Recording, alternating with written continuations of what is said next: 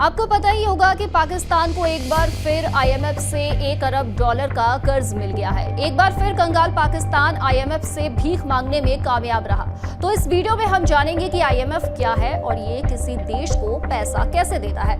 IMF यानी international monetary fund एक ऐसा संगठन जो किसी देश को आर्थिक तंगी से निकालने में मदद करता है। इसके सदस्य कुल 191 देश है और हर देश अपनी आर्थिक ताकत के हिसाब से इसमें पैसा देता है, जिसे कोटा कहा जाता है। यही कोटा तय करता है कि किसी देश का वोटिंग पावर कितना होगा और वो कितना लोन ले सकता है। आईएमएफ सदस्य देशों की अर्थव्यवस्था पर नजर रखता है, उसकी नियमित निगरानी भी करता रहता है।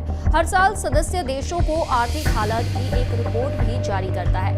देश किसी नए संकट में ना पड़े, इसके लिए आईएमएफ आर्थिक नीतियों को मजबूती देने का सुझाव भी देता है। आईएमएफ का मकसद है दुनिया में आर्थिक स्थिरता बनाए रखना, गरीबी कम करना और सदस्य देशों को मजबूत बनाना। जब कोई देश फाइनेंशियल क्राइसिस में फंसता है, जैसे कि अभी पाकिस्तान है, तो वो आईएमएफ से मदद मांगता है। लेकिन आईएमएफ मुफ्त में पैसे नहीं देता है, इसके साथ शर्तें भी आती है, जैसे टैक्स सिस्टम में सुधार करो, सब्सिडी कम करो, फालतू खर्चे घटाओ और अगर ये शर्तें पूरी नहीं की तो अगला लोन खतरे में पड़ सकता है। तो क्या आपको पता है कि खुद आईएमएफ कहाँ से पैसे लाता है? पहला तो ये कि आईएमएफ अपने सदस्य देशों से फंड जुटाता है और दूसरा, जरूरत पड़ी तो वो डेवलप्ड कंट्रीज से भी लोन लेता है, जैसे अमेरिका, जर्मनी, जापान, जिसे हम न्यू एग्रीमेंट्स टू बोरो कहते हैं। तो वहीं जरूरत पड़ने पर आईएमएफ सदस्य देशों से भी लोन लेता है, जिसे बायलैटरल बोरोइंग एग्रीमेंट्स कहते हैं। इस केस में कर्ज देने वाले देश से आईएमएफ दो तरफा समझौता करता है।